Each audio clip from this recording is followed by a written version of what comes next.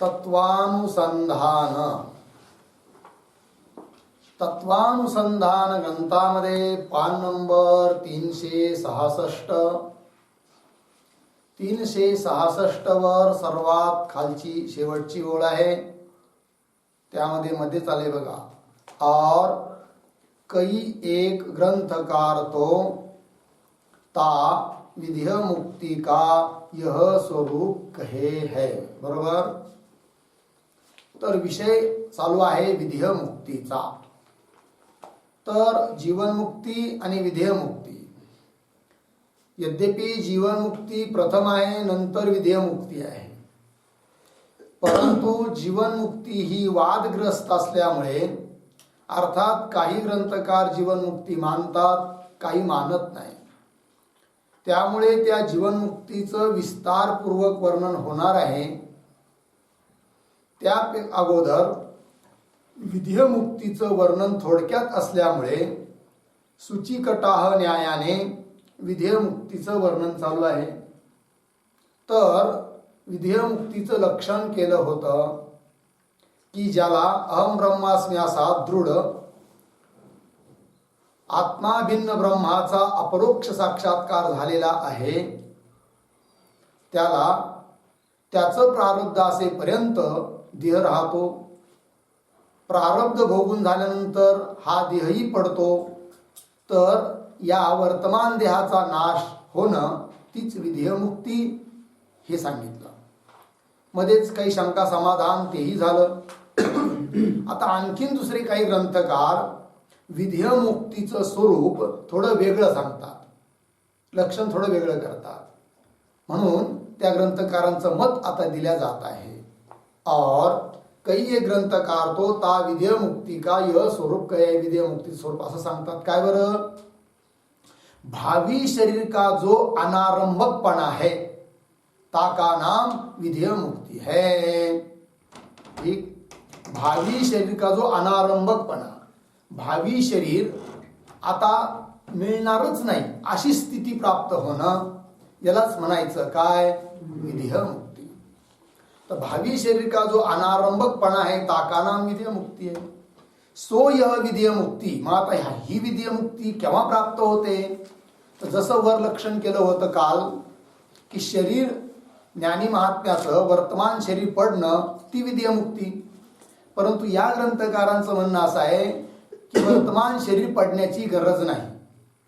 ज्या कालात ज्ञान झालं त्याच कालात त्याला विधेय मुक्ती प्राप्त झाली, शरीर असून देखील. म्हणजे कसं काय? तर जीवन ज्ञान प्राप्त झालं, तर ज्ञान प्राप्त झालं अर्थात अज्ञान संचिताधिक सर्व नष्ट झालं. पुन्हा भावी जन्म प्राप्त होण्याकरिता काही निमित्तच राहिलं नाही. तर भावी शरीर प्राप्त होण्याचा जो अनारंभकपणा आहे तो तर त्याला आत्ता ज्ञान झालं तेव्हाच प्राप्त झाला, आणि यालाच आम्ही विधेय मुक्ती म्हणतो. भावी शरीराचा अनारंभकपणा प्राप्त होणं. पंक्ती पहा. भावी शरीर का जो अनारंभकपणा है ताका नाम विधेय मुक्ती है. सो यह विधेय मुक्ती ज्ञान की उत्पत्ती के समकाल ही होवे. ज्या क्षणात ज्ञान उत्पन्न झालं त्याच कालात त्याला अशा स्वरूपाची विधेय मुक्ती प्राप्त होते. कारण पुन्हा त्याला जन्म घेण्याचा प्रसंगच येत नाही, अनारंभकपणा प्राप्त झाला आहे. ज्ञान की उत्पत्ति के समकाल ही होवे है, अर्थात इस पुरुष को जिस काल विषय, या पुरुषाला ज्या कालामध्ये आत्मज्ञान होवे है तिसी काल विषय त्याच कालात सो विधेय मुक्ती होवे, विधेय मोक्ष प्राप्त होतो. त्याला शरीर पडण्याची गरज नाही. कसं काय सांगतात? काय ते? आत्मज्ञान करके निवृत्त हुए संचित कर्म का भी नाश होई जावे है. आत्मज्ञान झाल्यामुळे त्या आत्मज्ञानाच्या निमित्ताने, आत्मज्ञानाच्या द्वारे संचित कर्म त्याचं नष्ट झालं आहे. आत्मज्ञान करके निवृत्त हुए संचित कर्म का भी नाश होई जावे है. और सो संचित कर्म ही भावी शरीर का आरंभक होवे है. आणि ते संचित कर्मच काय असतं? भावी शरीराचं आरंभक असतं. कारण काय? तर प्रारब्ध कर्म जे आहे त्या प्रारब्धाने तर वर्तमान शरीर मिळालेलं आहे की नाही. मग ह्या वर्तमान शरीराच्या नंतर पुढे मिळणारं जे शरीर आहे ते तर आधी नाही, कोणाच्या? संचिताच्या. कारण हे शरीर संपलं, प्रारब्ध संपलं. पुन्हा नवीन शरीर धारण करण्याकरिता त्या संचितातून पुन्हा एक भाग बाहेर येईल, त्याला प्रारब्ध असं नाव दिल्या जाईल. परंतु एकंदरीत भावी शरीर प्राप्त होण्याकरिता कारण कोण आहे? संचित. आणि ते तर ज्ञानाच्या बळाने जळालेलं आहे.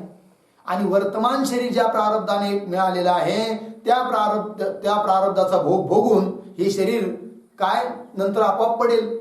पण ते शरीर पडणं म्हणजेच विधेय मोक्ष नाही, तर भावी शरीराचा अनारंभकपणा हाच विधेय मोक्ष आहे. पंक्ति पहा. और सो संचित कर्म ही भावी शरीर का आरंभक होवे है. लागलं याते इस पुरुष को आत्मज्ञान की उत्पत्ति काल विषय, म्हणजे आत्मज्ञान ज्या कालात ज्या क्षणात उत्पन्न झाला आहे त्याच क्षणामध्ये सा भावी शरीर का अनारंभकत्व रूप विधेय मुक्ती बनी सके है की नाही. ज्ञान कालातच भावी शरीर का अनारंभकत्व म्हणजे भावी शरीराचा आरंभ न होणे, अर्थात भावी शरीर प्राप्त होण्याचं निमित्त न राहणे, यालाच आम्ही काय म्हणतो? विधेय मुक्ती. आणि ती तर ज्ञान कालातच त्याला प्राप्त झालेली आहे. कारण ज्ञान झालं, संचित झालं की ज्या संचिताच्या बळावर भावी शरीर प्राप्त होणार होतं ते संचितच राहिलं नाही. अर्थात भावी शरीराचा अनारंभकपणा या महापुरुषाला, ज्ञानी पुरुषाला ज्ञान कालातच प्राप्त झालेला आहे. अर्थात त्याला विधेय मोक्ष प्राप्त झालेला आहे. ठीक. सा भावी शरीर का अनारंभकत्व रूप विधेय मुक्ती बनी सके है. यह वार्ता अन्य ग्रंथ विषयी भी कही है. ही गोष्ट केवळ आम्हीच बोलतो असं नाही, तर अन्य ग्रंथामध्ये सुद्धा ही वार्ता सांगितलेली आहे. श्लोक देतात तिथला. तीर्थे स्वपच गृहे वा नष्ट स्मृतिरपि त्यजन देहम ज्ञान समकाल मुक्तः कैवल्यम याति हतशोकः. पदच्छेद नंतर अन्वय. तीर्थे स्वपच गृहे वा नष्ट स्मृति अपि त्यजन देहम ज्ञान समकाल मुक्तः कैवल्यम याति हतशोकः. अन्वय. तीर्थे स्वपच गृहे वा देहम त्यजन नष्ट स्मृति अपि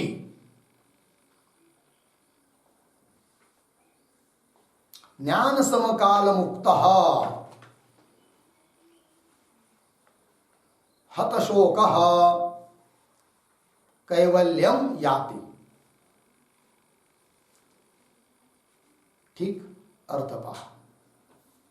तीर्थे तीर्थक्षेत्रामध्ये किंवा स्वपच गृहे, स्वपच शब्दाचा अर्थ आहे चांडाळ किंवा चांडाळाच्या घरामध्ये, देहम त्यजन, जरी हा महापुरुषाचा ज्ञानी पुरुषाचा देह सुटला, तीर्थक्षेत्रात देह पडला काय किंवा अत्यंत कुठेतरी पहाड पर्वत नदी किनारा डोंगर उघड्यावर चांडाळाच्या घरात कुठेही जरी देह पडला तरी देखील याला कैवल्याची प्राप्ती झालेलीच आहे. पुन्हा जन्म घ्यावा लागत नाही. एवढंच नाही, देह कुठेही पडू द्या त्याच्यानं पुन्हा देह सुटत असताना किंवा सुटण्याच्या अगोदर देखील नष्ट स्मृती अपि, अहम ब्रह्मास्मी अशा स्वरूपाची स्मृती जरी त्याला राहिली नाही तरी देखील, कारण ज्ञान होऊन झालेलं आहे, होऊन गेलेलं आहे, ज्ञान झालं आहे, ज्ञान झालं तेव्हाच अज्ञान निवृत्त झालेलं आहे. म्हणून आता जरी अहम ब्रह्मास्मी अशा स्वरूपाची स्मृती राहिली नाही तरी स्मृती नष्ट झाली तरी नष्ट स्मृती ही अपि ज्ञान समकाल मुक्त, ज्या क्षणात त्याला ज्ञान प्राप्त झालं होतं त्याच कालात त्याला मोक्ष प्राप्त झाला आहे. ज्ञान समकाल मुक्त. म्हणून हतशोक, सर्व शोक ज्याचे नष्ट झालेले आहेत असा तो महात्मा कैवल्यम याती, कैवल्य स्वरूपाला मोक्ष स्वरूपाला प्राप्त होतो. अर्थ यह.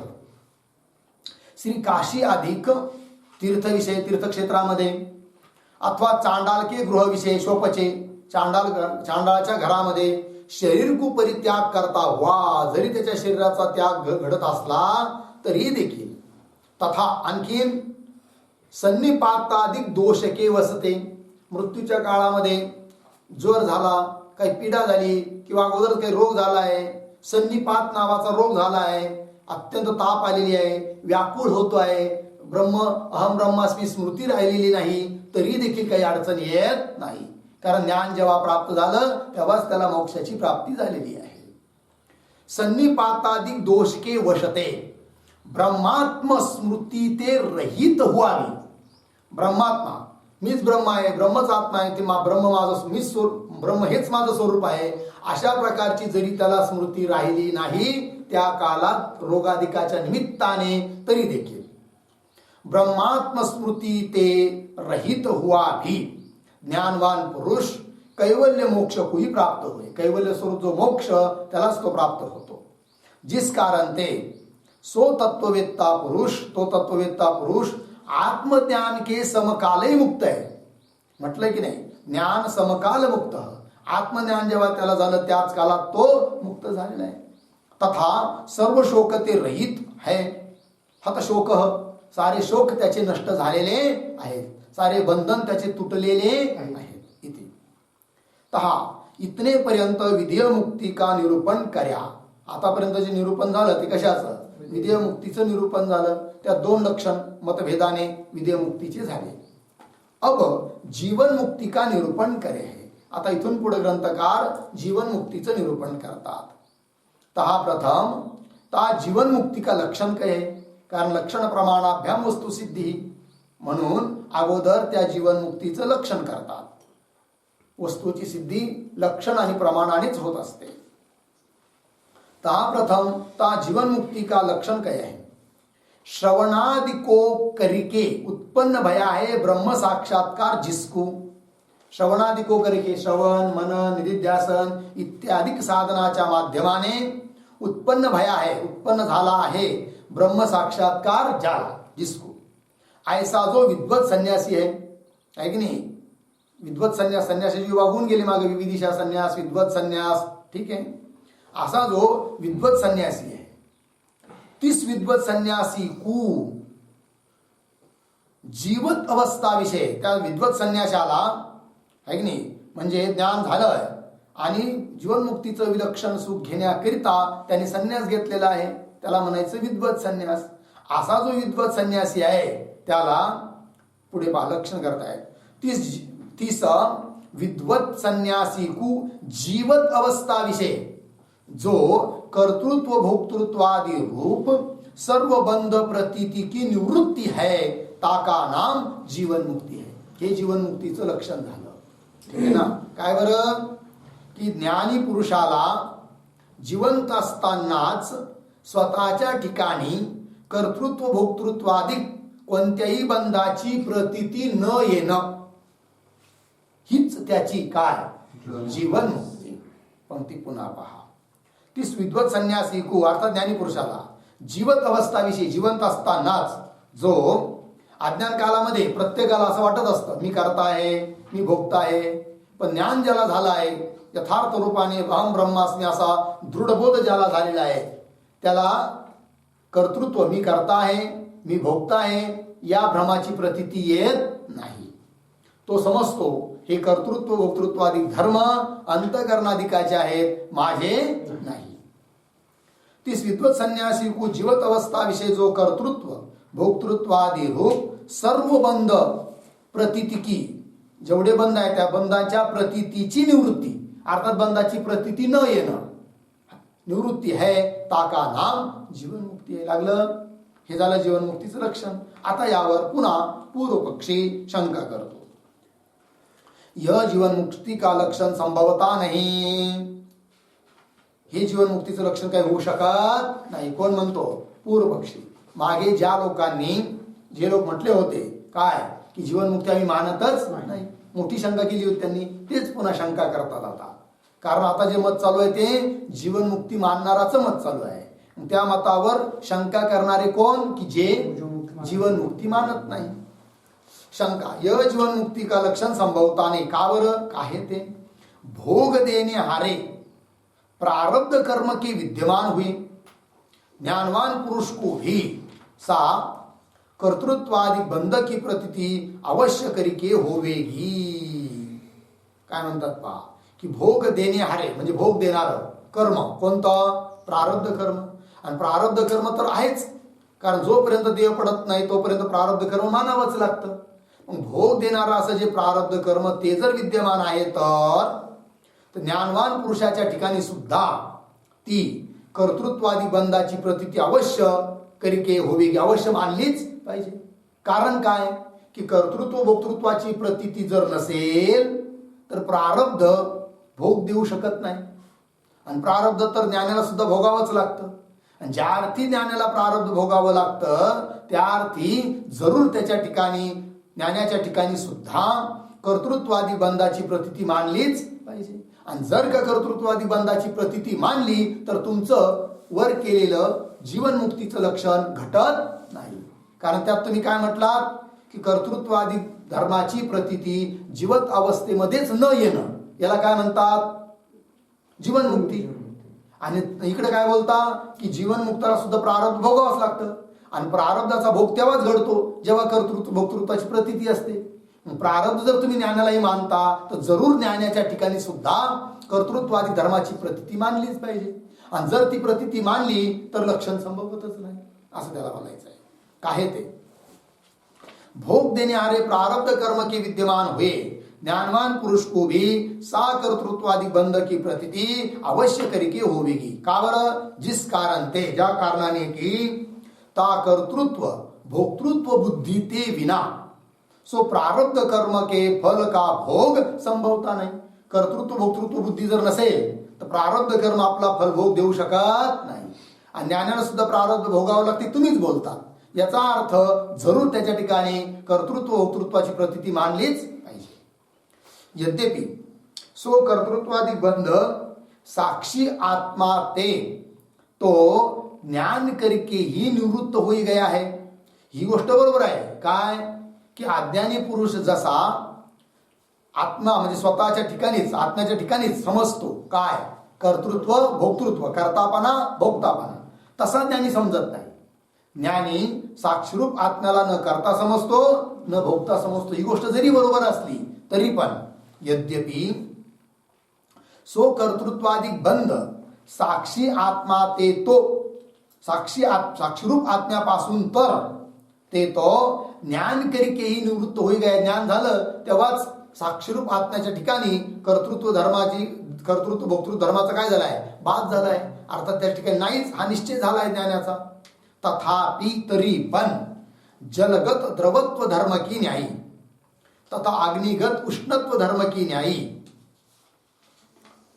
अंतकरण का स्वाभाविक धर्म रूप सो कर्तृत्वादिक बंध ता अंतकरण ते निवृत्त होणे को अशक्य है. बरोबर. चैतन्याच्या ठिकाणी जरी आता त्या ज्ञानी पुरुषाला कर्तृत्वादी धर्माची प्रतीती येत नसली तरी पण अंतकरणाचे जे धर्म आहेत कर्तृत्व भोक्तृत्व ते नष्ट होऊ शकत नाही. कारण जो ज्याचा धर्म असतो तो त्याच्यापासून वेगळा होत नाही. त्याकरिता उदाहरण दिलं आहे की जलगत द्रवत्व, जलाच्या ठिकाणी धर्म आहे कोणता, द्रवत्व, जलापासून वेगळा करता येतो का, नाही. अग्नीच्या ठिकाणी धर्म आहे कोणता, उष्णत्व, तो अग्नीपासून वेगळा करता येतो का, नाही. तथापि जलगत द्रवत्व धर्म की न्यायी द्रवत्व धर्माप्रमाणे तथा अग्निगत अग्निमध्ये विद्यमान उष्णत्व धर्म की न्यायी उष्णत्व धर्माप्रमाणे अंतकरण का स्वाभाविक धर्म रूप, अंतकरणाचा स्वाभाविक धर्म कोणता, सो कर्तृत्वादिक बंध ता अंतकरण ते निवृत्त होणे खूप अशक्य आहे. साक्षी चैतन्यापासून जरी निवृत्त झाला कर्तृत्व भोक्तृत्व धर्म, कारण वस्तुतः साक्षी ठिकाणी नव्हताच, भ्रमाने वाटत होता, भ्रम निवृत्त झाला, साक्षीला आता तो ज्ञानी पुरुष करता भोगता समजत नाही, पण अंतकरणाच्या ठिकाणी तर मात्र ते धर्म राहणारच. ता अंतकरण ते निवृत्त होणे खूप अशक्य आहे. याते कर्तृत्वादिक सर्व बंध प्रतीति के निवृत्ति का नाम जीवन मुक्ती है, यह लक्षण संभवता नाही. म्हणून हे सिद्धांती तुम्ही वर जे जीवनमुक्तीचं लक्षण केलं ते संभवत नाही. कारण जीवनमुक्तीच्या लक्षणामध्ये तुम्ही काय म्हणाले होते की कर्तृत्वादिक सर्व बंध प्रतीतीची निवृत्ती, म्हणजे कोणताही बंध प्रतीत न होणे, यालाच तुम्ही काय म्हटले होते, जीवनमुक्ती. पण अंतकरणाच्या ठिकाणी ते धर्म तर राहणारच. त्याची तर निवृत्ती होऊ शकत नाही. आणि म्हणून तुम्ही केलेलं जीवनमुक्तीचं लक्षण संभवत नाही. कोण म्हणतो? पूर्व पक्ष. या ते कर्तृत्वादि सर्व बंध प्रतीति के निवृत्ति का नाम जीवन मुक्ती है, यह लक्षण संभवता नाही. ही झाली पूर्व पक्षाची शंका. लक्षणाचा समन्वय होऊ देत नाही तो, लक्षणाचा असंभव दाखवला. आता समाधान. जैसे तत्वज्ञान ते प्रारब्ध कर्म प्रबल होवे हैं, तैसे ता प्रारब्ध कर्म ते भी योगाभ्यास प्रबल होवे हैं. आता पहा समाधान काय देतात की ज्याप्रमाणे तत्वज्ञान ब्रह्मज्ञान ज्ञानापेक्षा प्रबल आहे कोण? प्रारब्ध कर्म. तत्वज्ञानापेक्षा प्रबल आहे प्रारब्ध कर्म. म्हणजे काय की तत्वज्ञानाने सुद्धा ते प्रारब्ध कर्म दग्ध होत नाही आणि म्हणून प्रबल आहे. ते भोग देतच आपलं ज्ञानाला सुद्धा, म्हणून प्रबल आहे. तर ज्याप्रमाणे तत्वज्ञानापेक्षा प्रारब्ध कर्म प्रबल होवे, तैसे त्याप्रमाणे प्रारब्ध कर्म ते भी योगाभ्यास प्रबल होवे है. परंतु त्या प्रारब्ध कर्मापेक्षा बलवान आहे कोण? योगाभ्यास. ध्यान धारणा समाधी इत्यादी का अभ्यास, योगाभ्यास प्रबल होवे याते. म्हणून ता योगाभ्यास करिके यद्यपि ता प्रारब्ध भोग के अनुकूल कर्तृत्वादी बंध प्रतीति की आत्यंतिक निवृत्ती होती नाही. बरोबर आहे की नाही? ज्ञानी पुरुषाने जर योगाभ्यास केला तर भल प्रारब्ध भोग देण्याला अनुकूल जे कर्तृत्वादी धर्म आहे बंध, त्या प्रतीतीची आत्यंतिक निवृत्ती नाही होणार. आम्ही योगाने सुद्धा आत्यंतिक निवृत्ती मानत नाही. कशाची? कर्तृत्वादिक बंधाच्या प्रतीतीची. तरी पण ते योग बल असं आहे की ती प्रारब्धापेक्षा देखील बलवान आहे योग. आणि त्या योगाने जरी कर्तृत्वादिक बंधाच्या प्रतीतीची आत्यंतिक निवृत्ती होत नसली तरी पण त्या योग बलाने त्या कर्तृत्वादिक बंधाच्या प्रतीतीचा तिरोभाव होतो. असं उत्तर देत आहेत. पहा पंक्ती पहा. समाधान. जैसे तत्वज्ञान ते प्रारब्ध कर्म प्रबल होवे, तैसे ता प्रारब्ध कर्म ते भी योगाभ्यास प्रबल होवे याते. म्हणून ता योगाभ्यास करके यद्यपि ता प्रारब्ध भोग के अनुकूल, प्रारब्ध भोगाला जेवढे अपेक्षित आहे तेवढ्या मापात अनुकूल कर्तृत्वादिक बंध प्रतीती की आत्यंतिक निवृत्ती होती नाही, आत्यंतिक निवृत्ती होत नाही योग बलाने सुद्धा. तथापि ता योगाभ्यास करिके, तरी पण त्या योगाभ्यासाच्या द्वारे ता कर्तृत्वादिक बंध प्रतीती का अभिभव अवश्य होय है की नाही?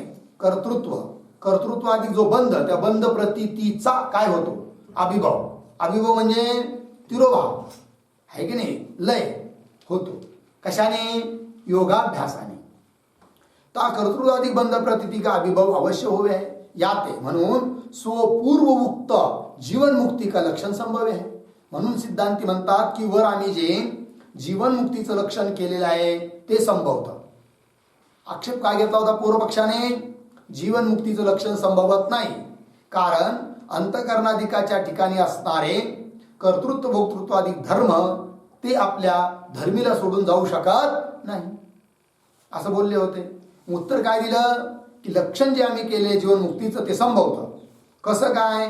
की ज्ञान झालं असल्याने जिवंत अवस्थेमध्येच कर्तृत्वादिक बंधाची प्रतीती न येणं याला जीवनमुक्ती म्हणतात. पण तो म्हणला होता की अंतःकरणाच्या साक्षी ठिकाणी जरी कर्तृत्वादिक बंधाची प्रतीती येत नसली तरी अंतःकरणाच्या ठिकाणी येणारच. तर त्याचं उत्तर दिलं काय की ठीक आहे, जर त्या महापुरुषाने योगाभ्यास केला तर त्याच्याने काय होईल की अंतःकरणाच्या ठिकाणी असणारे जे कर्तृत्व भोक्तृत्वादिक बंध त्याच्या प्रतीतीचा जरी आत्यंतिक नाश होत नसला तरी योग सामर्थ्याने अभिभव होतो. तेवढ्या कालात का होईना अप्रतीती येते कर्तृत्वादिक बंधाची, आणि अप्रतीती येणं यालाच आम्ही जीवनमुक्ती म्हणतो. म्हणून लक्षण संभवतं असं उत्तर दिलं. अभिभव अवश्य होवे याते स्वपूर्वोक्त जीवनमुक्ती का लक्षण संभवे है. लागलं. आता पुढे. जो कदाचित म्हणजे जर कदाचित प्रारब्ध कर्म ते योगाभ्यास को प्रबल नाही मानिये. आत्तावर सांगितलं होतं ज्ञानापेक्षा प्रबल आहे प्रारब्ध आणि प्रारब्धापेक्षा प्रबल आहे कोण? योगाभ्यास. परंतु याच्यावर जर कदाचित कोणी आक्षेप घेतला काय की प्रारब्ध कर्मापेक्षा योगाभ्यास प्रबल आहे, हे कसं काय? तर त्याचं उत्तर देतात की जर कोणी म्हणेल की प्रारब्ध कर्मापेक्षा योगाभ्यास प्रबल नाही आहे तर काय अडचण येईल ते सांगतात. अर्थात सिद्ध होईल की प्रारब्ध कर्मापेक्षा प्रबल आहे कोण? योगाभ्यास. जो कदाचित प्रारब्ध कर्म ते प्रारब्ध कर्मापेक्षा योगाभ्यास को प्रबल नहीं मानिए, योगाभ्यासाला प्रबल मानलं नाही मानलं तो तर पुरुष प्रयत्न को व्यर्थता होवेगी. तर पुरुष प्रयत्न काय ठरतील? मग व्यर्थ होतील. कारण जर प्रारब्धच बलवान असेल योगाभ्यास करून मी फायदाच होणार नाही. पण याचा अर्थ हा होतो की प्रारब्ध जे आहे त्याच्याही पेक्षा प्रबल आहे कोण? योगाभ्यास अर्थात प्रयत्न. तो पुरुष प्रयत्न को ही व्यर्थता होवेगी. ता पुरुष प्रयत्न के व्यर्थ हुए, है की नाही?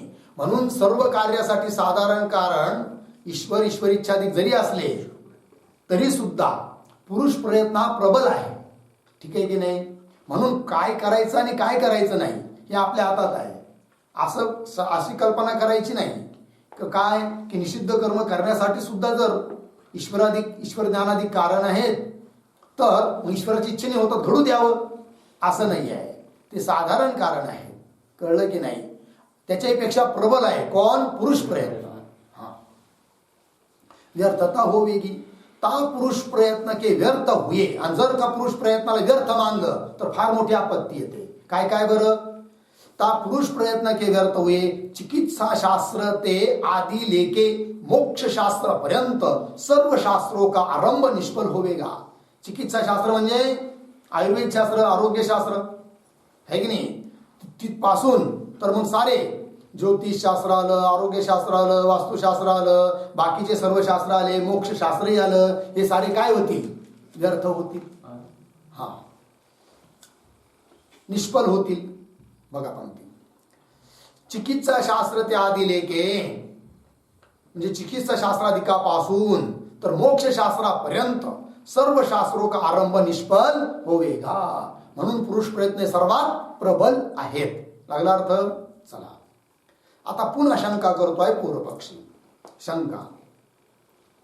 योगाभ्यास करिके जो प्रारब्ध कर्म का प्रतिबंध मानोगे, योगाभ्यासाने जर प्रारब्ध कर्माचाही प्रतिबंध होतो असं तुम्ही म्हणत असाल तर मानोगे तो नाभुक्तम क्षीयते कर्म कल्पकोटी शतैरपी. आत्ताच दिले कालवर आहे की नाही? काय? कल्पकोटी शतैहि अपि अभुक्तम कर्म न क्षीयते. का प्रारब्ध कर्म भोगल्याशिवाय समाप्त होतच नाही असं. इस वचन का विरोध होवेगा केव्हा? जर योगाभ्यासाने प्रारब्ध कर्माचा प्रतिबंध मानला तर. शंका आहे. उत्तर देतात समाधान. ता प्रारब्ध कर्म के विरोधी जे योगाभ्यासाधिक है तीनों के नहीं विद्यमान हुए ही सो उक्त वचन सार्थक होवे आहे. बघा किती भारी उत्तर दिलं. म्हणजे वरचं जे उत्तर आहे ना भुक्तम क्षीयते कर्म बरोबर आहे परंतु ते सार्थक आहे वचन. पण केव्हा? जर प्रारब्ध कर्म जे आहे त्याच्या विरोधी असणारा योगाभ्यास विद्यमान नसेल तर. अर्थात ज्याच्या ठिकाणी योगाभ्यास नाहीये त्याच्याकरिता ते वचन लागू आहे. त्याच्याकरिता ते प्रारब्ध कर्म भोगूनच संपणार त्याच्याशिवाय संपणार नाही आहे. पण प्रारब्ध कर्माच्या अत्यंत विरोधी जो योगाभ्यास तो जर एखाद्याजवळ विद्यमान असेल तर मात्र त्या योगाभ्यासाने त्या प्रारब्ध कर्माचा देखील काय होतो? तिरोभाव. एक शब्द वापरला ना तिथं. तिरोभाव होतो, अभिभव होतो. अभिभव होणे, तिरोभाव होणे असा. समाधान. ता प्रारब्ध कर्म के विरोधी जे योगाभ्यासाधिक है तीनों के योगाभ्यासाधिकों के नहीं विद्यमान हुए ते विद्यमान नसतील तरच सो उक्त वचन सार्थक होवे. सो उक्त वचन ना भुक्तम क्षीयते कर्म इत्यादि वचन सार्थक होवे है. अर्थात जिस प्रारब्ध कर्म का कोई योगाभ्यास अधिक प्रतिबंधक नाही आहे, असं प्रारब्ध कर्म आहे की त्याला विरोध करणारा जो योगाभ्यास तो विद्यमान नाही आहे त्या पुरुषा ठिकाणी, त्याच्याकरिता ते प्रारब्ध कर्म तर भोगूनच समाप्त होणार.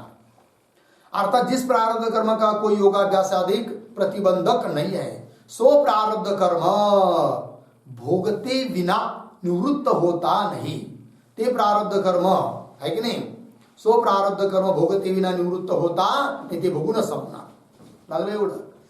जो कदाचित किसी उपाय करके भी, समजा जर कदाचित कोणत्याही उपायाच्या द्वारे, किसी उपाय करके भी त्या प्रारब्ध कर्म का प्रतिबंध नहीं होता होवे, त्या प्रारब्ध कर्माचा प्रतिबंध जर होत नसेल तर, प्रतिबंध नहीं होता होवे तो प्रारब्ध कर्म विषय अत्यंत भक्ति वाले वादी को भी शास्त्र के वचनों का विरोध होवेगा. है की नाही. पंक्ती पहा. जो कदाचित किसी उपाय करके, समजा एखादा कोणी दुराग्रही मनुष्य आहे, तो म्हणतो की नाही नाही नाही प्रारब्धच प्रबल आहे, प्रारब्धाचा प्रतिबंध होऊच शकत नाही, असं जर कोणी आग्रह धरत असेल तर त्याला त्याच्यासाठी एक शब्द वापरला इथं, प्रारब्ध कर्माविषयी अत्यंत भक्तिवाला पुरुष, म्हणजे ज्याची प्रारब्ध कर्मावर अत्यंत भक्ती आहे, निष्ठा आहे, श्रद्धा आहे, की प्रारब्ध कर्म हेच सर्वात प्रबल आहे, असं जो मानतो. मग असं मानणाऱ्याला देखील शास्त्रवचनाला विरोध येईल. है कि नहीं. पंक्ति पहा. जो कदाचित किसी उपाय करके भी ता प्रारब्ध कर्म का प्रतिबंध नहीं होता होवे तो प्रारब्ध कर्म विषय अत्यंत भक्ति वाले वादी को भी शास्त्र के वचनों का विरोध होवेगा. त्याला देखील त्याचं म्हणणं देखील शास्त्र विरुद्ध होईल, शास्त्र वचनाला विरोध ठरेल. कोणतं ते शास्त्र वचन आहे की ज्या वचनाला विरोध होईल असं मानणाऱ्याचा. पंक्ती पहा. विरोध होवेगा. सो वचन यह है. काय बरं. श्लोक. जन्मांतर कृतम पापम व्याधि रूपेण बाधते तच्छांतिरौषधैर्दानैर जप होमार्चनादिभिः. ठीक. पंक्ती सरळ अर्थ अन्वयन. जन्मांतर कृतम पापम, अन्य मागच्या अनेक जन्मामध्ये केलेलं पाप, व्याधी रूपेण बाधते, रोग रूपाने समोर येतो. आहे की नाही. काही शरीरामध्ये पीडा होत असेल, रोग होत असेल, समजावं नक्कीच पूर्वजन्मातलं काहीतरी काय आहे, पाप आहे. तुका म्हणे पापे येती रोगाची आरोपे. भोगे कळू येती मागील ते जन्म. वर्तमान काळात कसं त्याची वर्तणूक आहे, कसा भोग आहे, घडतो आहे, त्याला त्याच्यावरून समजायचं हा मागच्या जन्मात कोण होता. अर्थात मागच्या जन्मात पापी होता का पुण्यवान होता हे त्याच्यावरून लक्षात घ्यायचं. जन्मांतर कृतम पापम व्याधी रूपेण बाधते. व्याधी रोग रूपाने समोर येतात. मग त्या रोगाची शांती कशाने होईल. तच्छांती व्याधी शांती, रोगाची शांती औषधही, औषधाने होते. दानही, काही दानाने होते. जप होमार्चनादिही, जपाने, होम हवन यज्ञ वगैरे, अर्चन देवतेची पूजा वगैरे यांच्याने काय होते, त्या व्याधीची निवृत्ती होते. आता जो मनुष्य प्रारब्धालाच अत्यंत प्रबल मानणारा आहे त्याचं म्हणणं या वचनाशी काय ठरेल, विरुद्ध ठरेल. कारण तो प्रारब्धालाच प्राधान्य देऊ राहिला. आणि इथं तर व्याधी तर प्रारब्धच आहे ना. अन्य मागच्या जन्मात केलेलं पापच व्याधी रूपाने आलंय आणि त्याची निवृत्ती तर प्रयत्नाने सांगितलेली आहे, औषध आदी उपायाने सांगितलेली आहे. याचा अर्थ प्रारब्धाचा देखील तिरोभाव होतो. पण मग त्या माणसाचं जे बोलणं आहे दुराग्रही, त्याला काय येईल, हा या वचनाला विरुद्ध बोलतोय तो, असल्याचा अर्थ. अर्थ यह, इस पुरुष ने पूर्व जन्म विषय कर्या जो पाप कर्म है, मागच्या जन्मात केलेलं पाप कर्म, सो पाप कर्म है. कर्या जो पाप कर्म है सो पाप कर्म है इस पुरुष को इस जन्म विषय ज्वराधिक व्याधि रूप करके दुख की प्राप्ति करे है. तर ते मागच्या जन्मात केलेलं पाप कर्म या पुरुषाला या जन्मामध्ये ज्वराधिक व्याधी रूपाने दुःखाची प्राप्ती करून देतात. दुःख की प्राप्ती करे है, तिसकी शांती. मग व्याधी किंवा व्याधीने होणारे दुःख वगैरे रोग त्याची शांती औषधो करिके औषधाने, तथा दानो करिके दान दिल्याने, तथा जपाने, होम यज्ञ यागादी केल्याने, अर्चन देवपूजा इत्यादी केल्याने, आदि को करके होवे इति इत्यादी वचनों ने काय सांगितलं? ता प्रारब्ध पाप कर्म के शांती वास्ते प्रारब्ध रूप जे पाप कर्म आहे त्याच्या शांती करिता औषधाधिक उपाय कथन करे है. औषधाधिक उपायांचं कथन केलेलं आहे. तीस सर्व वचनों का विरोध होवेगा. लागला अर्थ. याचा अर्थ काय ठरलं की प्रारब्धापेक्षा देखील प्रबल आहे योगाभ्यास वगैरे, आहे की नाही, पुरुष प्रयत्न, औषधाधिक उपाय आदि सर्व याते. म्हणून योगाभ्यास करिके ता प्रारब्ध कर्म का अभिभव संभव्य है. म्हणून ज्या योगाभ्यास जर केला तर प्रारब्ध कर्माचा सुद्धा काय होतो? अभिभव, तिरोभाव होतो. आणि म्हणून आम्ही केलेलं जे लक्षण आहे जीवनमुक्तीचं ते संभवतं, असंभव होत नाही. कारण ज्ञान झाल्यानंतर ज्ञानी पुरुषाला जिवंत अवस्थेमध्येच कर्तृत्वादी बंधाची अप्रतीती म्हणजे जीवनमुक्ती. तर या रूपाने योगाभ्यासाधिकाच्या रूपाने त्या कर्तृत्वादी बंधाची काय येते? अप्रतीती येते, अभिभव होतो त्याचा, आणि म्हणून जीवनमुक्तीचं लक्ष्य संभवतं असं सांगायचं. यात योगाभ्यास करके ता प्रारब्ध कर्म का अभिभव संभव्य है. लागलं. किंवा प्रारब्ध कर्म की अपेक्षा करके योगाभ्यासाधिक शास्त्रीय प्रयत्न की प्रबलता वशिष्ठ भगवान ने भी कही है. प्रारब्ध कर्मापेक्षा योगाभ्यास हा प्रबल आहे, की शास्त्रीय प्रयत्न प्रबल आहे. ही गोष्ट केवळ आम्हीच बोलतो असं नाही, तर प्रभू रामचंद्राला उपदेश करत असताना वशिष्ठ मुनींनी देखील ही गोष्ट सांगितलेली आहे. किंवा प्रारब्ध कर्म की अपेक्षा करके योगाभ्यासाधिक शास्त्रीय प्रयत्न की प्रबलता वशिष्ठ भगवान ने भी कही है. ता श्लोक आबाल्यात अलम अभ्यस्तैहि, अभ्यस्त आहे ना तिथं, त्याच्यावर दोन मात्रे तवर, अभ्यस्तैहि शास्त्र सत्संगमादिभिः गुणैः पुरुष प्रयत्नेन सह अर्थः संप्राप्यते हितः. अन्वय पहा. आबाल्यात अलम अभ्यस्तैः शास्त्र सत्संगमादिभिः गुणैः पुरुष प्रयत्नेन सह हितः अर्थः संप्राप्यते.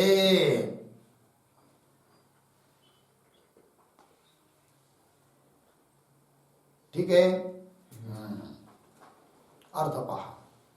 आबाल्यात बालपणापासून तर मरेपर्यंत, आहे की नाही, तर ज्या अवस्था असेल त्या अवस्थेपर्यंत अलम अभ्यस्तही, अलम म्हणजे भरपूर पुष्कळ, अभ्यस्तही कोण अभ्यास केलाय कशाचा? शास्त्र सत्संगमादिभिः, शास्त्र श्रवण सत्संग मनन निधिध्यासन पुष्कळ त्याचा अभ्यास केला आहे. त्याच्याद्वारे पुन्हा गुणही है ना, गुण कोण? शम दम इत्यादी गुण, गुणही पुन्हा पुरुष गुणही पुरुष प्रयत्नेन, गुणांनी तसेच पुरुष प्रयत्नाने सह हितर्थ, तो मोक्ष रूप अर्थ, अर्थ म्हणजे परम पुरुषार्थ, हितर्थ अर्थात मोक्षरूप परम पुरुषार्थ संप्राप्यते प्राप्त होतो असं सांगितलं आहे. अर्थ यह पुरुष प्रयत्न दो प्रकार का होवे है. एक तो अशास्त्रीय होवे, दूसरा शास्त्रीय होवे. पुरुष प्रयत्न दोन प्रकारचे. एक अशास्त्रीय म्हणजे ज्या प्रयत्नासाठी शास्त्र प्रमाण नाही आहे त्याला म्हणायचं अशास्त्रीय पुरुष प्रयत्न, आणि दुसरा आहे शास्त्रीय पुरुष प्रयत्न. एक तो अशास्त्रीय होवे, दुसरा शास्त्रीय होवे. तहा श्रुती स्मृती रूप शास्त्र करिके, शास्त्राच्या द्वारे निषिद्ध जो प्रयत्न आहे, म्हणजे शास्त्राने ज्याचा मना केलाय, निषिद्ध सांगितलेला आहे, तो प्रयत्न त्याला म्हणायचं अशास्त्रीय प्रयत्न. निषिद्ध जो प्रयत्न आहे ताका नाम अशास्त्रीय प्रयत्न आहे. करण्याकरिता मना केलाय, हिंसा करू नये वगैरे, पण हिंसा करतो, अशास्त्रीय प्रयत्न आहे तो, अशास्त्रीय प्रयत्न आहे. जैसे चोरी, हिंसाधिक प्रयत्न आहे, हे सारे प्रयत्न कसे आहेत? अशास्त्रीय आहे, चोरी हिंसाधिक. और श्रुती स्मृती रूप शास्त्र ने विधान कर्या जो प्रयत्न आहे ताका नाम शास्त्रीय प्रयत्न आहे. परंतु श्रुती स्मृती इत्यादी शास्त्राने विधान केलेला जो प्रयत्न हे करावं, श्रवण करावं, मनन करावं वगैरे वगैरे, इंद्रिय निग्रह, मन निग्रह, विधान कर्या जो प्रयत्न आहे ताका नाम शास्त्रीय प्रयत्न आहे. लागलं उदाहरण, जैसे यज्ञदानाधिक प्रयत्न आहे, हे शास्त्रीय प्रयत्न आहे. जैसे यज्ञदानाधिक प्रयत्न है तहा यह पुरुष अशास्त्रीय पुरुष प्रयत्न करिके तो नरक कुही प्राप्त होवे आहे. जर मनुष्याकडून अशास्त्रीय पुरुष प्रयत्न घडतील तर त्यापासून नरकाधिकाची काय होते? प्राप्ती होते, नरक कुही प्राप्त होवे आहे. और बाल्यावस्था ते लेके, बाल्यात म्हटलं की श्लोकामध्ये, बाल्यावस्थेपासून अभ्यास करे जे अध्यात्मशास्त्र म्हणजे वेदांताधिक शास्त्र, अध्यात्मशास्त्र, सत्समागम आहे की नाही, सत्शास्त्र, पुन्हा संत पुरुषांचा समागम, त्यांची सेवा आदी. पुन्हा गुणही म्हटलं होतं, तर गुण म्हणजे कोण? शांती, शांती दांती, शांती म्हणजे शम, दम इत्यादी अधिक गुण आहे. 3 गुणों करिके, त्या गुणाच्या माध्यमाने युक्त, 3 गुणों करिके युक्त दुसरे शास्त्रीय पुरुष प्रयत्न करिके, एक अशास्त्रीय पहिला, दुसरा शास्त्रीय, तर दुसरे शास्त्रीय पुरुष प्रयत्न करिके, शास्त्रीय पुरुष प्रयत्नाच्या द्वारे यह पुरुष मोक्ष रूप हित अर्थ संप्राप्यते, तो मोक्ष रूप परम पुरुषार्थ को प्राप्त होवे है. मोक्ष रूप परम पुरुषाला काय होतो? प्राप्त होतो. जर पुरुष प्रयत्न केले नाही तर केवळ प्रारब्धावर मनुष्य अवलंबून बसला तर त्याला कधीच मोक्ष प्राप्त होणार नाही. कारण मोक्ष हा प्रारब्धाने प्राप्त होत नसतो, तो प्रयत्नानेच प्राप्त होत असतो. प्रारब्धाचं काम फक्त एवढंच आहे, काय की पूर्वी केलेलं जे पाप किंवा पुण्य त्यानुसार त्याला सुख दुःखाचा साक्षात्कार घडविणं, एवढंच त्याचं काम आहे. ठीक आहे, परंतु मोक्षासाठी तर पुरुष प्रयत्नच असावे लागतात. यह पुरुष मोक्षरूप परम पुरुषार्थ को प्राप्त होवे है इति. यह उक्त अर्थही, हाच अर्थ अन्य ठिकाणी पण सांगितलेला आहे. कुठं? तर श्लोक देतात, उच्छास्त्रम शास्त्रितम चेती पौरुषम द्विधम स्मृतम तत्रोच्छास्त्रम अनर्थाय परमार्थाय शास्त्रितम. इस श्लोक करके भी कथन कर्या है की नाही. हा जो प्रयत्न आहे की नाही, पुरुष प्रयत्न, या श्लोकातून सुद्धा सांगितलेला आहे. तर उच्छास्त्रम शास्त्रितम च इति पौरुषम द्विधम स्मृतम. पौरुष म्हणजे पुरुष प्रयत्न, द्विधम म्हणजे 2 प्रकारचा सांगितलेला आहे. कोणता कोणता? उच्छास्त्रम एक, शास्त्रितम दुसरा. उच्छास्त्र म्हणजे शास्त्राची मर्यादा सोडून बाकीचा जो प्रयत्न आहे त्याला म्हणायचं उच्छास्त्रम प्रयत्न. एका शब्दात अशास्त्रीय प्रयत्न. आणि दुसरा आहे कोणता? शास्त्रीतम, शास्त्रोक्त प्रयत्न. चैती पौरुषम द्विधम स्मृतम. तत्र, त्या दोन्हीपैकी, उच्छास्त्रम अनर्थाय, शास्त्राची मर्यादा सोडून अर्थात अशास्त्रीय प्रयत्न जर केला तर तो मात्र अनर्थासाठीच कारण आहे. आयुष्यभर संसार करतो आहे, परमार्थ अजिबात करत नाही आहे, प्रयत्नच करतो बिचारा, परंतु तो सर्व अशास्त्रीय प्रयत्न झाला आणि तो अनर्थालाच कारण होणार आहे. उच्छास्त्रम अनर्थाय लागलं एवढं, आणि परमार्थाय शास्त्रितम. परंतु शास्त्रोक्त जर प्रयत्न केला तर परमार्थ, परम पुरुषार्थ जो मोक्ष, त्याची प्राप्ती होते, असा अर्थ आहे. इस श्लोक करिके भी कथन करे आहे. याते म्हणून योगाभ्यास रूप शास्त्रीय प्रयत्न करिके, योगाभ्यास रूप शास्त्रीय प्रयत्नाच्या द्वारे ता प्रारब्ध कर्म का अभिभव संभव आहे. म्हणून त्या प्रारब्ध कर्माचा काय होतो? अभिभव. कशाने? योगशास्त्र रूप शास्त्रीय प्रयत्नाच्या द्वारे. अर्थात जीवनमुक्तीचं जे आम्ही केलेलं लक्षण आहे ते संभवतं, हा अर्थ सिद्ध होतो. मग जिवंत असतानाच कर्तृत्व भोक्तृत्व अधिक बंधाच्या प्रतीतीचा अभाव होतो, अभिभव होतो पुरुष प्रयत्नाने, आणि म्हणून जीवनमुक्ती संभवते. याते स्वपूर्वोक्त कर्तृत्वाधिक बंध प्रतीती की निवृत्ती. लक्षण केलं होतं ना जीवनमुक्तीचं. तर कर्तृत्वाधिक बंधाच्या प्रतीतीची निवृत्ती रूप जीवनमुक्ती का लक्षण निर्दोष है. जीवनमुक्तीचं लक्षण निर्दोष आहे इथे. अब ता जीवनमुक्ती के अधिकारी का निरूपण करे है की नाही.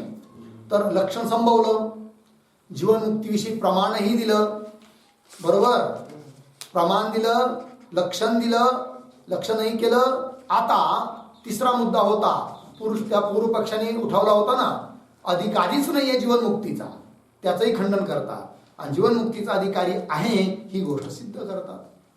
अब ता जीवनमुक्ती के अधिकारी का निरूपण करे तहा श्रवणादि को करके, श्रवण मन निधिध्यासन करून करके उत्पन्न भया है ब्रह्म साक्षात्कार, जिसको ब्रह्म साक्षात्कार ज्याला उत्पन्न झाला है, तथा चित्त के विश्रांति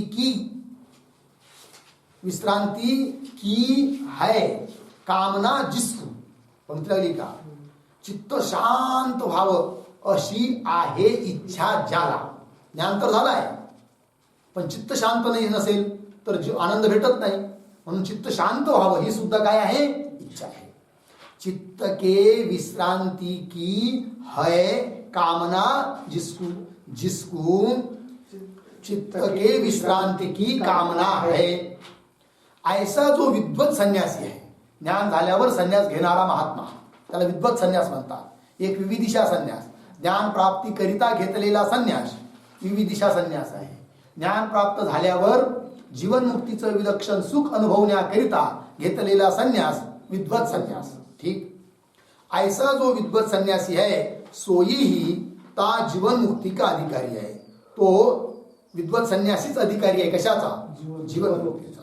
अर्थात ता जीवनमुक्ती की प्राप्ती वास्ते, त्या जीवनमुक्तीच्या प्राप्तीकरिता ताके साधन रूप, ताके जीवनमुक्तीचं साधन कोण आहे. जीवनमुक्ती साधन म्हणजे जीवनमुक्तीचा जो विलक्षण आनंद त्याचं साधन कोण, साधन रूप मनोनाश वासनाक्षय करणे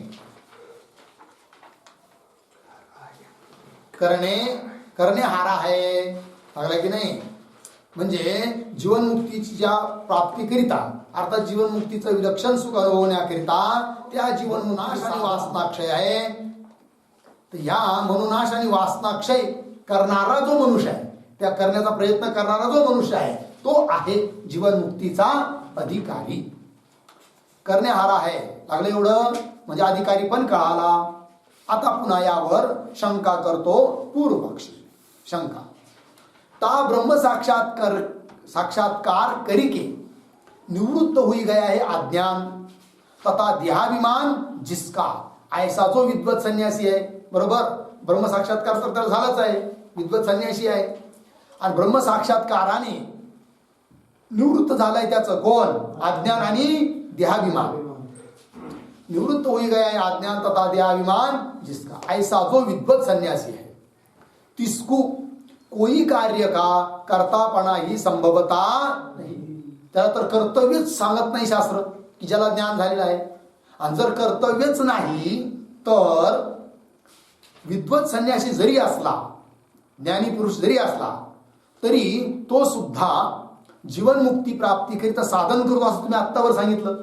मनोनाश वासनाक्षय रूप साधन करतो, याचा अर्थ तुम्ही त्याला कर्तव्य सांगत आहात. आणि शास्त्र सांगतं तर ज्ञानी पुरुषाला कुठलंच कर्तव्य नाही आहे. एका बाजूला शास्त्र सांगतं ज्ञानी पुरुषाला काय नाही, कर्तव्य नाही, आणि इकडे तुम्ही तर जीवनमुक्तीसाठी त्या ज्ञानी पुरुषाला सुद्धा कर्तव्य सांगू राहिले की त्याने सुद्धा मनोनाश वासनाक्षय केला पाहिजे, प्रयत्न केला पाहिजे, तर त्याला जीवनमुक्तीचा आनंद भेटेल. ही संगती कशी काय, अशी आहे पूर्व पक्षाची शंका. पुन्हा पहा शंका, ता ब्रह्म साक्षात्कार करके निवृत्त हो गया है अज्ञान तथा देहाभिमान जिसका. ऐसा जो विद्वत संन्यासी है इसको कोई कार्य का कर्तापणा ही संभवता नाही, काही नाही, कर्तृत्वच त्याच ठिकाणी नाही आहे. ता कर्तापणे ते विना, कर्तापणा त्याच्या ठिकाणी नसल्यामुळे कर्तापणे ते विना तिस विद्वत सन्यासी को ता जीवन मुक्ती का अधिकारीपणा कैसे संभावेगा.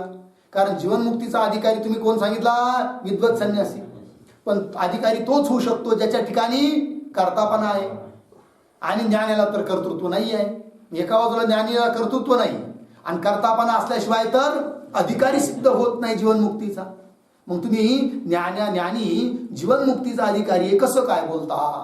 अधिकारी जर म्हणायचं असेल ज्ञानाला जीवनमुक्तीचा अधिकारी तर कर्तृत्व सांगावं लागतं आणि शास्त्र तर म्हणतात कर्तृत्व नाहीये. संगती बसणार कशी? कळलं की नाही? कैसे संभवेगा? किंतु नाही संभवेगा ही झाली शंका. उत्तर देता समाधान. आत्मज्ञान करिके आवरण शक्ति वाले अज्ञान के नाश हुए भी प्रारब्ध कर्म के वशते विक्षेप शक्ति वाले अज्ञान लेश की स्थिती सर्व ग्रंथकारों ने अंगीकार करी है. बरोबर.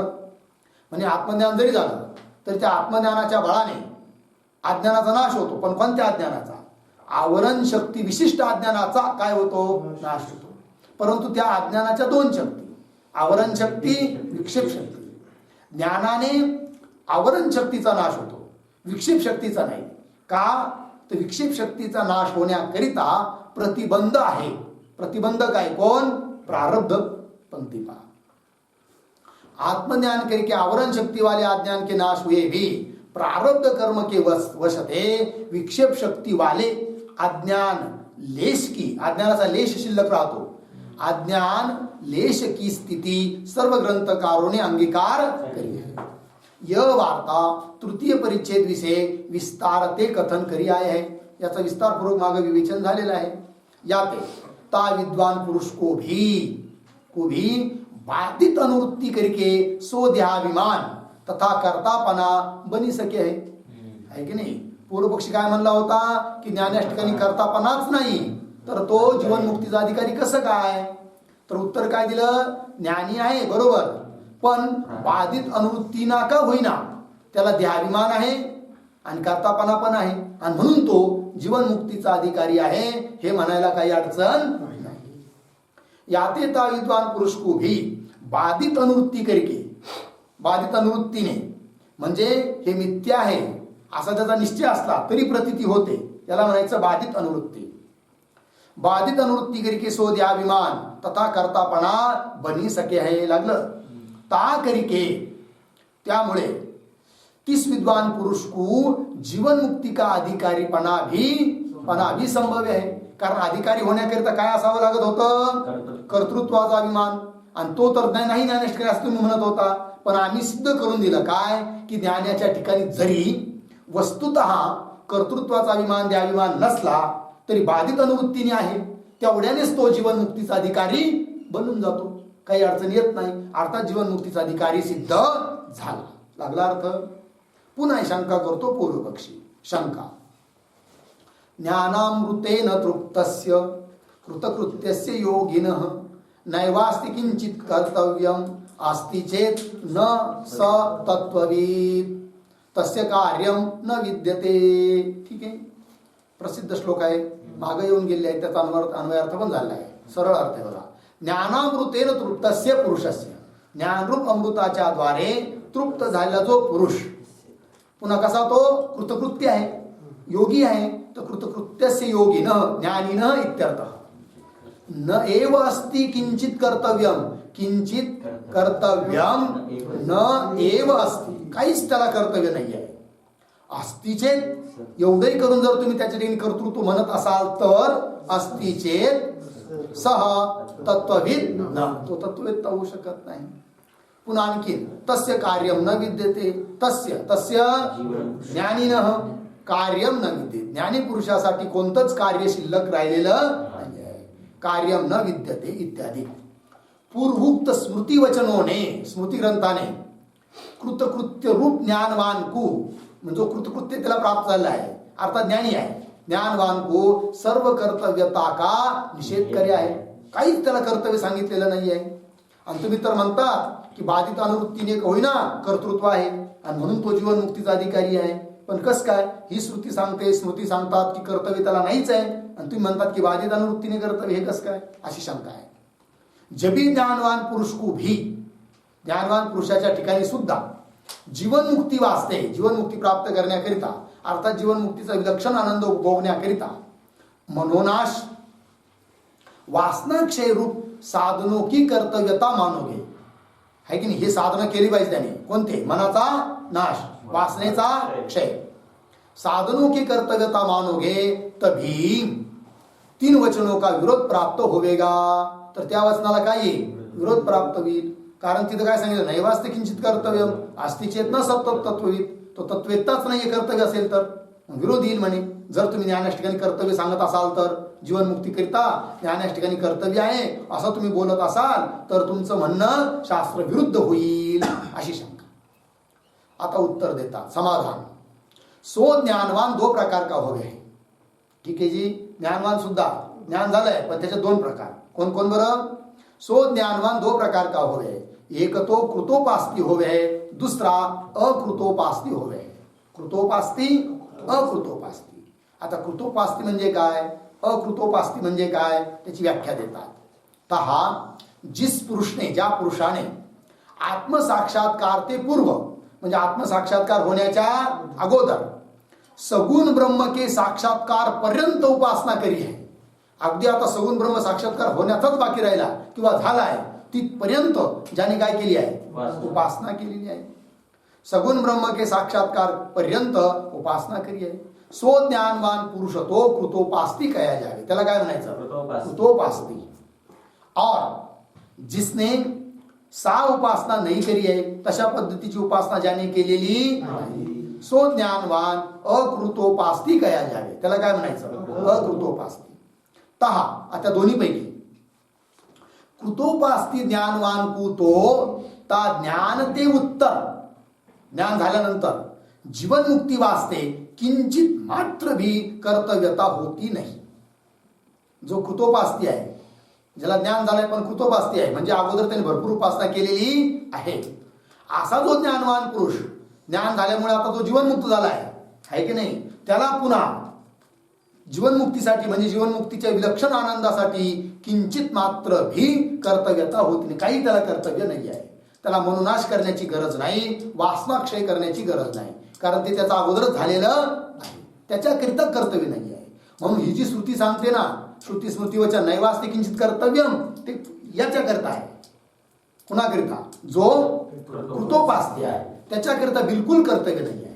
पण जो अकृतोपास्ती आहे त्याच्याकरिता मात्र किंचित कर्तव्य आहे. असा कर्तव्यता होती नाही. जिस कारण ते ता कृतोपास्ती ज्ञानवान का, कृतोपास्ती जो ज्ञानवान पुरुष आहे त्याचा सो मनोनाश तथा वासनाक्षय पूर्वही सिद्ध आहे, अगोदरच त्याचा झालेला आहे. याते आत्मज्ञान की प्राप्ती काल विषयी, ज्या काळात त्याला आत्मज्ञान प्राप्त झालं त्याच काळामध्ये सो कृतोपास्ती पुरुष जीवनमुक्ती को प्राप्त होवे. त्याच काळात त्याला जीवनमुक्ती प्राप्त झालेली आहे. अर्थात जीवनमुक्तीचा विलक्षण आनंद तो उपभोगत आहे. त्याला काही कर्तव्य नाही आहे.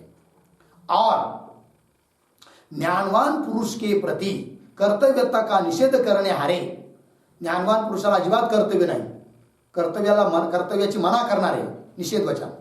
और ज्ञानवान पुरुष के प्रति कर्तव्यता का निषेध करने हारे जे श्रुति स्मृति वचन पूर्व कहे है, ते वचन भी इस कृतोपास्ती ज्ञानवान पुरुष के प्रति ही सर्व कर्तव्यता का निषेध करे है. म्हणून ते सर्व वचन निषेध करतात ते कुणाच्या ठिकाणी? की जो कृतोपास्ती ज्ञानवान आहे त्या पुरुषाच्या ठिकाणी, है की नाही, ज्ञानवान पुरुष के प्रति सर्व कर्तव्यता का निषेध करे, त्याच्यासाठी कोणतंच कर्तव्य राहिलेलं नाही असं सांगतात. और लौकिक वैदिक व्यापार करिके, परंतु एखादा ज्ञानी पुरुष आहे, ज्ञान झालं आहे की नाही, परंतु वैदिक किंवा लौकिक व्यापार त्याच्या मागे खूप आहेत. व्याप जगाचा किंवा शास्त्राचा, आहे की नाही, शास्त्रोक्त कर्म करतो आहे किंवा लौकिक काही व्याप आहे लोकांचा. और पंक्ती पहा, लौकिक वैदिक व्यापार करिके चित्त की विश्रांती ते रहित, चित्त शांत झालेलं नाही आहे, विश्रांती ते रहित जो अकृतोपास्ती ज्ञानवान आहे. ज्ञानवान आहे पण कसा? अकृतोपास्ती. आणि अकृतोपास्ती असल्यामुळे त्याचं चित्त सुद्धा विश्रांतीला प्राप्त झालेलं नाही, असा जो पुरुष अकृतोपास्ती ज्ञानवान, तिसकू तो ज्ञानते उत्तर, त्याला मात्र ज्ञान झाल्यावर सुद्धा जीवनमुक्ती के वास्ते, अर्थात जीवनमुक्तीचं विलक्षण सुख भोगण्याकरिता मनोनाश वासनाक्षय की कर्तव्यता होणे ते, है की नाही, हे एवढं मात्र त्याच्यासाठी कर्तव्य आहे. काय? की त्यांनी काय करावं? मनोनाश वासनाक्षय करावा. मनोनाश वासनाक्षय की कर्तव्यता होणे ते निरंकुश कृतकृत्यपणा नाही आहे. कृतकृत्यपणा आहे त्याच्या ठिकाणी, पण निरंकुश नाही आहे. आणि निरंकुश कृतकृत्यपणा प्राप्त होण्याकरिता त्याने मनोनाश वासनाक्षय केला पाहिजे. या ते तर अकृतोपास्ती ज्ञानवान को जीवन मुक्ती वाचते. जो अकृतोपास्ती ज्ञानवान पुरुष आहे की ज्याने पूर्वी उपासना केलेली नाही, असा ज्ञानवान पुरुष जर असेल तर ज्ञानवान को जीवन मुक्ती वाचते. जीवन मुक्ती प्राप्त होण्याकरिता सो मनोनाश तथा वासनाक्षय अवश्य कर्तव्य है. लागला अर्थ? एकंदरीत जीवन मुक्तीचं लक्षण झालं, लागलं की नाही? आणि त्या जीवन मुक्ती करिता अधिकारी पुरुष नाही असं जे पूर्व पक्षी बोलला होता त्याचंही खंडन करून अधिकारी पुरुष कसा आहे या गोष्टीची सुद्धा सिद्धी झाली. आता पुढे आणखीन शंका करतोय पूर्व पक्षी, त्याचा विचार आपण नंतर करू. ओम पूर्णमदः पूर्णमिदं पूर्णात् पूर्णमुदच्यते पूर्णस्य पूर्णमादाय पूर्णमेवावशिष्यते. ओम शांति शांति शांति.